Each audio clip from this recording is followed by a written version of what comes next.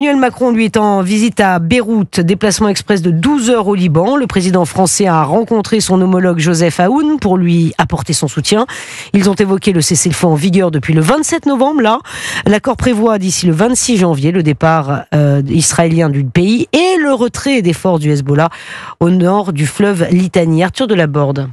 Le sursaut auquel on a assisté au Liban est un espoir incroyable selon les mots d'Emmanuel Macron, qui tenait à faire passer un message fort en étant le premier chef d'État à se rendre à Beyrouth depuis l'élection du président Joseph Aoun le 9 janvier dernier, scrutin ayant marqué la fin de 2 ans de vacances du pouvoir dans un pays miné par de multiples crises. Depuis le 9 janvier dernier, au plein milieu de l'hiver, le printemps est apparu.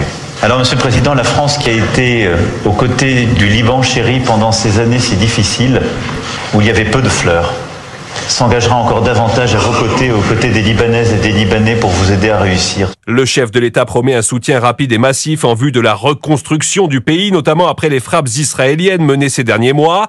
Dans cette perspective, il annonce la tenue dans quelques semaines d'une nouvelle conférence internationale à Paris pour garantir la souveraineté du Liban. Emmanuel Macron appelle par ailleurs à accélérer la mise en œuvre du cessez-le-feu entré en vigueur fin novembre entre Israël et le Hezbollah. Arthur Delaborde pour Europe 1.